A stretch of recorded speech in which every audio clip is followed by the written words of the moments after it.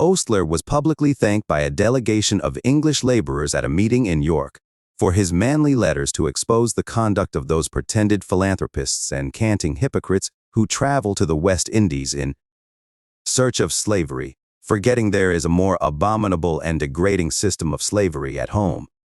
Cecil Driver, Tory Radical, The Life of Richard Osler, pp. 3655, LND, p. 260.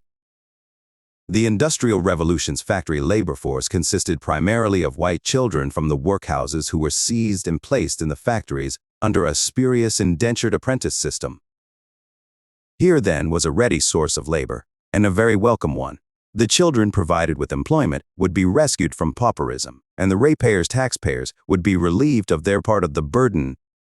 So mill owners began to appear in London, visiting parish officers and making the necessary arrangements. The children were formally indentured as apprentices. What happened to them was nobody's concern. A parish in London, having got rid of a batch of unwanted pauper children, was unlikely to interest itself in their subsequent fate. The term apprenticeship was in any case a misnomer. L'Anglais, pp. 75-76-81. Many employers imported child apprentices, parish orphans from workhouses far and near. Clearly, overseers of the poor were only too keen to get rid of the orphans. Children were brought to the factories like cartloads of live lumber and abandoned to their fate.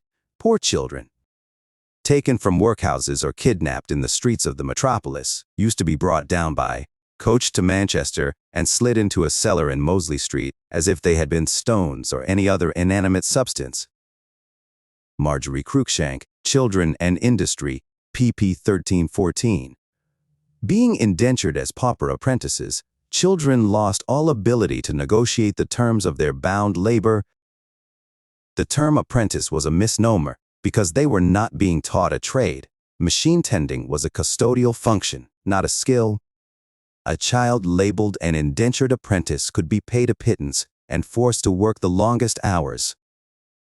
For example, to induce free English adults to work a night shift at a factory would have cost the owners more in wages.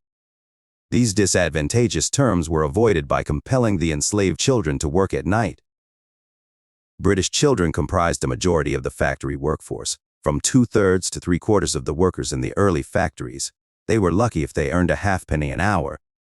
For this they were made to work as children had never been made to work before. Inglis, p. 104. For the sake of a shilling a week. At the age of 5, children who had to be carried to work and who, once there, had to be terrorized to stay awake. Cruikshank, p. 20. White children worked up to 16 hours a day, and during that period the doors were locked. Children, and most of the mill workers were still children, were allowed out only to go to the necessary. In some factories it was forbidden to open any of the windows. Cotton fluff was everywhere, including on children's food, but often, as they had to stand all day, they were too fatigued to have any appetite. The child apprentices who were on night shift might stay on it for as long as 4 or 5 years. Although they were provided with dinner at midnight, the machinery did not stop. L'Anglais, pp. 80. 163, 164, 262. A contemporary witness described the factory children of Manchester, England as almost universally ill-looking, small, sickly, barefoot, and ill-clad. Edward Baines, History of the Cotton Manufacture, p. 462. Francis Trollope. In the room they entered, the dirty, ragged, miserable crew were all active in the performance of their various tasks. The overlookers, strap in hand, on the alert, the whirling spindles urging the little slaves who waited on them to movements as unceasing as their own. Michael Armstrong, factory boy. The essential feature of factory life, as it developed in England, was that the children were enslaved. Inglis, p. 104. Charles Shaw was a child laborer from the age of 7 beginning in 1839. When an adult, he wrote a book about his experiences. Fortunes were piled up on the pitiless toilings of little children, and thousands of them never saw manhood or womanhood. Their young life was used as tillage for the quick growth of wealth. I have seen sights of sickening brutality. These little white slaves were flogged at times as brutally, all things considered, as Legree flogged Uncle Tom. Nearly all England wept about 13 years later for Uncle Tom, especially the classes, but no fine lady or gentleman wept for the cruelly used English children. When I was a child, pp. 18, 22 and 65. White children in the early factories were sometimes beaten to death, killed by blows from overseers. Cruikshank, p. 51. Statement of Henry Dunn. The overseer carries a strap, the boys are severely strapped. There was a tenter to every flat, and he was considered as a sort of whipper-in, to force the children to extra exertion. Seen wounds inflicted upon children by tenters, by Alexander Drysdale, among others, with a belt or stick. Or the first thing that came uppermost. Saw a kick given by the above-mentioned Alexander Drysdale, which broke 2 ribs of a little boy. Helped to carry the boy down to a surgeon. The boy had been guilty of some trifling offense, such as calling names to the next boy. Testimony of Ellen Ferrier, factory worker. When Charles Kennedy was the overseer, he licked us very bad, beat our heads, and kicked us very bad. Testimony of Mary Scott, factory worker, was here with Charles Kennedy. Seen him strike Betty Sutherland. Can't tell how often, but it was terrible often. John Fortesque, an overseer at the Milne factory in Nottingham, England, gave the following statement. There are some children so obstinate and bad they must be punished. A strap is used. Beating is necessary on account of their being idle. We find it out this way. We give them the same number of bobbins each. When the number they ought to finish falls off, then they're corrected. They would try the patience of any man. Statement from a Mr. Grant, a Manchester factory worker. April 1833. A child, not 10 years of age, having been late at the factory one morning, had as a punishment a rope put round its neck, to which a weight of 20 pounds was attached, and thus like a galley slave it was compelled to labor. John C. Cobden, The White Slaves of England. pp. 121, 122, 144, 145. Statement by Reverend Osler, London, 1833. In a mill at Wigan, the children, for any slight neglect, were loaded with weights of 20 pounds, passed over their shoulders and hanging behind their backs. Then there was a murderous instrument called a billy roller, about 8 feet long and 1.5 inches in diameter, with which many children had been knocked down, and in some instances murdered by it. An unknown writer expressed the bitter feelings of the early British factory workers. I'm up but weary, I scarce can reach the door, and long the way and dreary. Oh, carry me once more, to help us we've no mother.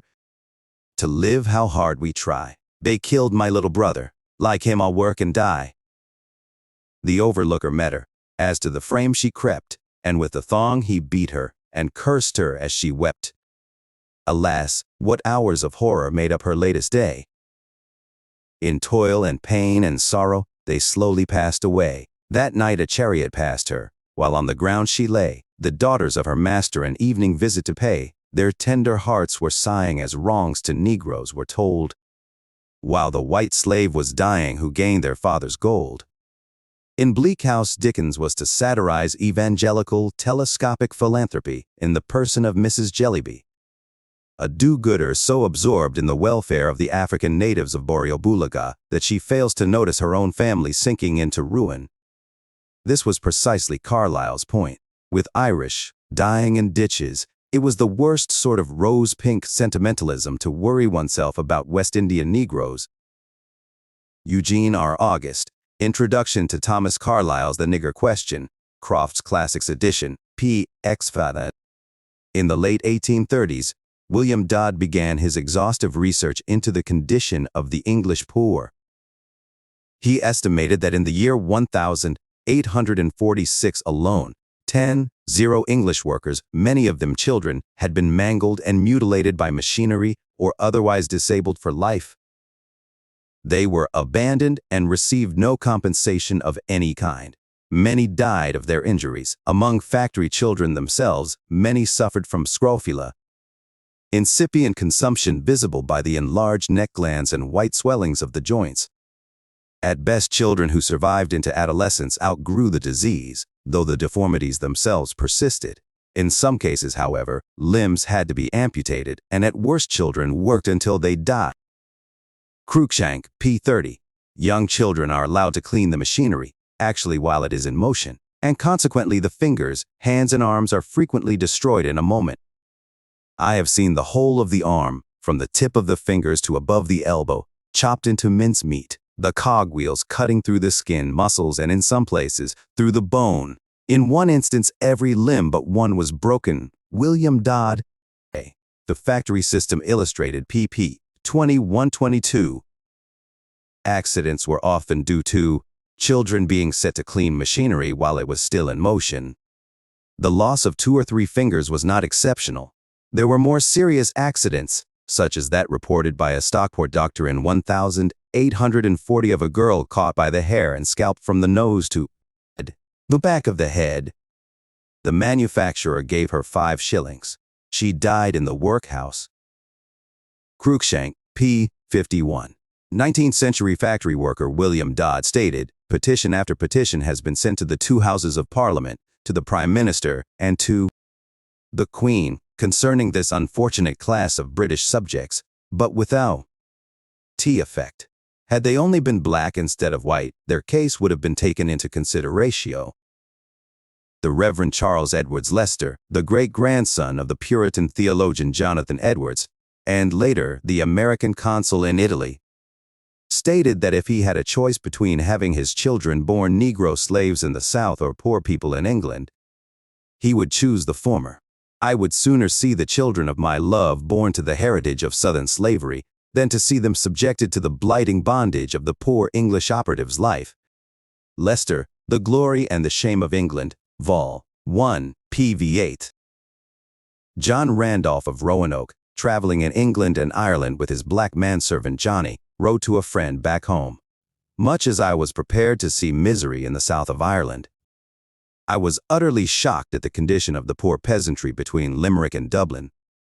Why, sir, John never felt so proud of being a Virginia slave. He looked with horror upon the mud hovels and miserable food of the white slaves, and I had no fear of his running away."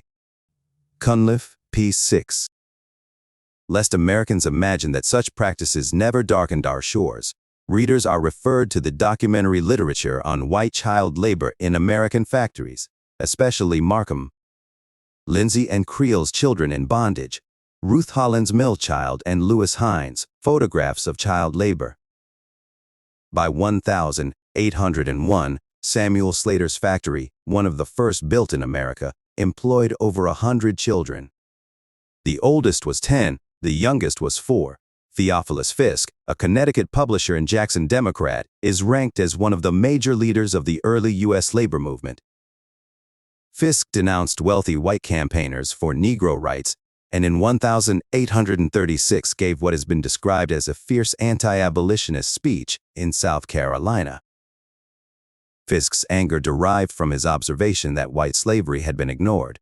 Fisk found that America's slaves had pale faces, and as abolitionism grew in Boston, called for an end to indulging sympathies for blacks in the South and for immediate emancipation of the white factory slaves of the North.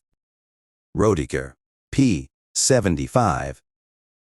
Charles Douglas, president of the New England Association of Farmers, Mechanics, and Other Working Men, described the 4,000 white children and women at work in the factories of Lowell, Massachusetts in the 1860s as dragging out a life of slavery and wretchedness. These establishments, New England's factories, are the present abode of wretchedness, disease, and misery. Ruth Holland, commenting on the participation of New England factory owners in the cause of abolitionism and rights for Negroes in the South, observed, "It's a little difficult to believe that Northern mill owners, who were mercilessly abusing white children for profit, felt such pure moral indignation at Negro slavery." Mill Child, p. 28. Human brooms. Thousands of white children in Great Britain were forced to work as human brooms inside chimney flues and led miserable lives and died horrid deaths. The condition of these chimney sweepers reveals perhaps more than other form of white slavery the attitude of the ruling class toward the most defenseless and oppressed segment of the surplus white poor. Chimney sweeping had been practiced as a trade as far back as the Tudor era, but the custom of forcing young boys to sweep flues with brushes and scrapers probably did not become general until the 18th century. British cities in the Georgian era were festooned with forests of rooftop brick and mortar. Several flues were usually installed in each of the chimneys of a Georgian mansion to satisfy the 18th century demand for more comfortable indoor heating, a fireplace in nearly every room being the new yardstick of comfort. As the number of flues increased, their size decreased, the average being approximately 10 by 14 inches. Children were essential for their maintenance. The very architecture of Georgian England now reflected the throwaway status of the white pauper child. Like the white children enslaved in the factories, they had been recruited from the workhouses as pauper apprentices. Parish officials tried to get rid of pauper children as soon as they were old enough by apprenticing them to any master who would take them. These included the masters of chimney sweeps, for whom thin, malnourished boys, as young as 4, were considered ideal for their facility for entering narrow smoke channels. An 18th century eyewitness to the system of child chimney sweeps, Jonas Hanway, stated that it was equal to any of the miseries which human nature seems capable of supporting, and if the evil is suffered to reign any longer, it must level us with nations whom we call barbarians. If it does not ultimately draw down on us the vengeance of heaven. Improving the lot of the chimney sweeps, PXX.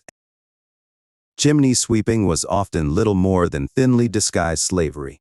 English, p. 30. It was not uncommon to send the children up the chimneys while they were still on fire, or to place flaming straw in the grate beneath a child who had entered the chimney but refused to go all the way up. Skeletal deformities and crippling were common, as were fatal accidents. An eyewitness account tells of a boy called to a job that needed to be done in haste. The child entered the flue but quickly came out again, saying it was too hot. The master told him to make as much haste as he could. He was a long time going up, heard him cry out he was hung to a nail, heard him crying and sobbing very much, very near 9 o'clock. Having been up about 20 minutes, never heard any more. Upon asking the boy's master, he sent another boy up after him.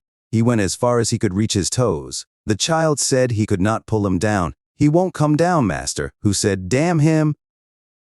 The builder who extricated the boy said it was very difficult, as he was so wedged in, and the flue was so exceedingly hot. The flue was 14 inches by 12. That, and the soot, and the heat, the builder testified must have caused the boy's death by suffocation. English, pp. 136–137. Those boys who escaped death often contracted cancer, in 1775. Percival Pott observed an overwhelming number of young chimney sweeps suffering from scrotal cancer. He believed that the horrendous disease in these malnourished boys, kept thin by their employers to fit down the chimneys, was caused by their constant exposure to soot, but the English government took more than 50 years to pass laws to protect them. Mark Lappe, Chemical Deception, quoted in E-Magazine, Sept. Oct. 1991, p. 55. In handbills and advertisements, the masters of chimney sweeps would boast that they were in possession of small boys for the best work inside flues. "Little boys for small flues" was a popular advertising slogan. An early 19th century investigation revealed that no child could be found who voluntarily entered the ranks of a sweep. They were all either orphans and indigents sold by the parish workhouses into servitude, or they had been kidnapped, or sold by famished parents to a master of sweeps. The boys often had to be forced up the flues with slaps, kicks, beatings, and sometimes fire. On January 17, 1831, John Pacey, 10 years of age, was sent up a flue at the Omnibus Coffee House. It appears that the brickwork was decayed, and that when the boy had reached the top, the whole chimney gave way. The child was found with his skull crushed. March 1832, an 11-year-old boy was ordered by his master, D. Casey, to ascend a smoke-filled chimney. The boy was afraid to enter it. Casey, regardless of his natural apprehensions, beat him until he mounted. The lad suffocated to death. Sept. 1832. Michael Bryan, apprentice chimney sweep to Philip Corbett, was engaged to sweep some chimneys in the house of George Barron, Esquire. He arrived at Mr. Barron's about 7 o'clock, and the kitchen fire having been lighted before that hour, Corbett said it would not be necessary to put out the fire for the purpose of sweeping the chimney, as he would cover it with slack. Having covered the fire with slack, he desired the boy to ascend the chimney and commence operations. The boy immediately obeyed, but before he proceeded many yards, cried out that the chimney was too hot to advance further. The master desired him to rattle away, as the chimney was cool enough. The child continued to ascend with the greatest pain and difficulty. A tremendous blaze rushed up the chimney. The little sufferer succeeded in reaching the top of the chimney, and thence the roof of the house. A ladder was immediately procured, and the boy was brought down by Mr. Barron's servants. The appearance of the boy's body was truly distressing, having been dreadfully scorched and burned. He died about 12 hours later, October 10, 1832. A chimney sweeper named William Cakebread, between 6 and 7 years of age, was employed in sweeping an outbuilt flue at the back of the premises, No. 36 Oxford Street, when, from the rottenness of the brickwork, the whole fell with a tremendous crash into the backyard, just as he had reached the top, and buried him underneath masses of the brickwork and rubbish. On being taken to the Middlesex Hospital, he survived only a few hours, when he expired in great agony. January 15, 1834. A small boy was inside a chimney when it burst into flames. He was speedily conveyed to the hospital, where he remained some time in a state of excruciating agony, and died